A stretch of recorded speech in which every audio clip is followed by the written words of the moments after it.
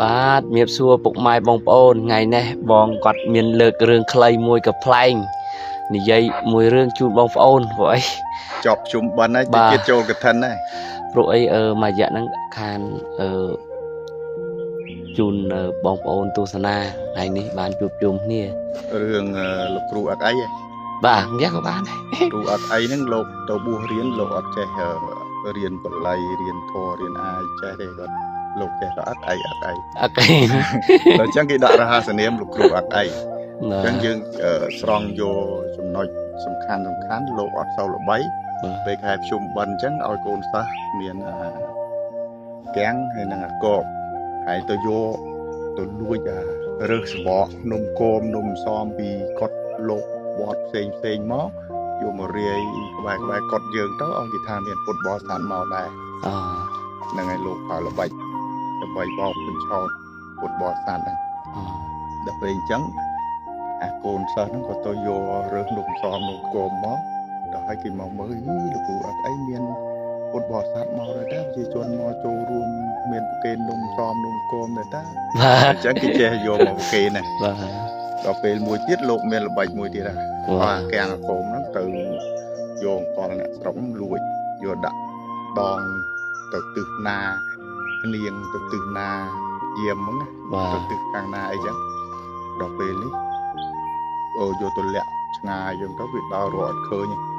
ដល់ពេលនេះអាកាំងហើយអាកោហ្នឹងថាបើចង់ឃើញអ្នកកលហ្នឹងសូម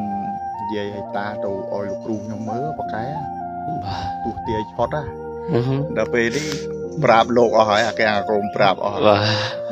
ងដងទៅទិសខាងត្បូងយាមទៅទិសខាងជើងអីចឹងណានៅក្នុងក្បែរកពោតសង្កែព្រៃសង្កែអីចឹងទៅលោកគ្រូល្បីបកែទាយល្បីមែនតើដល់ពេលអញ្ចឹងល្បីដល់ស្ដាច់បាទល្បីដល់ស្ដាច់ថាលោកគ្រូល្បីមុនទេសនាម្ដងមើលក្នុងបរមរាជវាំងដល់ពេលទៅទេសនាលោកមានចេះធយលោកភ័យប្រយមុនទៅមួយសាអញ្ចឹងអាត្មាភ្លេចកពីនៅវត្តអញ្ចឹងអាត្មាទៅយកកពីសិនបាទភ័យកូនកមនឹងទេសនាធម៌អី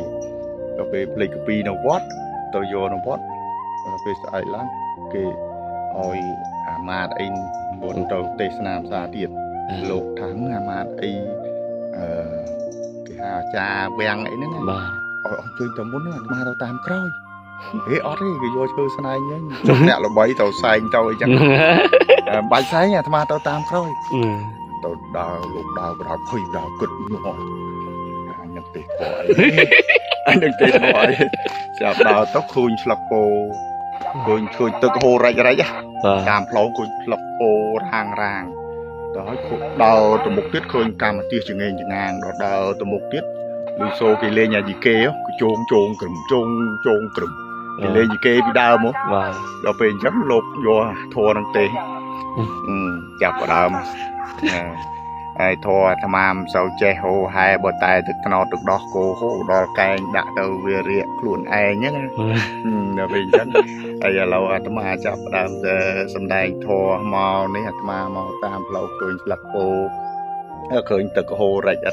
ស្លឹកពោរាងកម្មទាសចងេងចងាងគោយីគេលឺសូកជងក្រឹមជង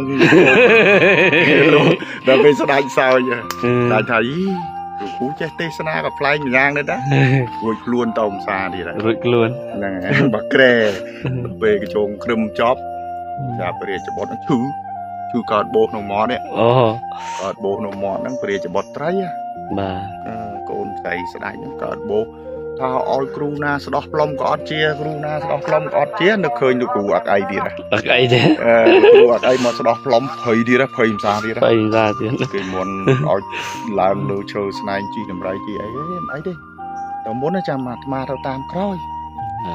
លោកអាចារ្យវាំងឯងទៅមុនហើយអាមាតអីទៅមុនទៅចាំអាត្មាទៅតាមក្រោយដល់ពេលមកដឹងមិនឃើញទៀតតាមផ្លូវឃើញកប់ក្រងធំកុំក្រងកញ្ជ្រោងចោតហើយទុនសាយឃើញទុនសាយលោតផ្លោតទៅប៉ះកង្កែបពេលប៉ះកង្កែបស្រែកបែបធ្លាក់ទឹកព្រូងដល់ហើយបានបល័យហ្នឹងទៀតបានបល័យហ្នឹងណាព្រះរាជបុត្រចូលដល់វាំងអីពី រៀបចំឲ្យព្រះរាជបុត្រីមកបាញ់គុំអីកើតបោះកន្លែងមកហ្នឹងឈឺអត់ហ៊ានសោយអីសោយក៏អត់ហ៊ាននិយាយឮអត់ហ៊ានខ្លាចឈឺបោះហ្នឹង ខ្លាចបែកបោះ ហ្នឹងខ្លាចបែកបោះស្អាដល់ពេលលោកលេងប្រហើយសូត្របល័យដល់ចុងក្រោយដាក់លឺបុកគ្រងបញ្ជ្រងចោតស្អាយលោតបោតទៅបុកកង្កែបស្រែកបែកធ្លាក់ទឹកព្រុងរាជបុត្រីលឺសូរចឹងហ៊ីធေါ်ប្លែកសោចបែកបោះ បោះនឹងធ្លាយវូល្បីថាលោកនឹងបតែទៀតអញ្ចឹងបានថាគ្រូអីចឹងឯងអញ្ចឹងចប់ហើយតែប៉ុណ្្នឹងបានខែខ្លីៗ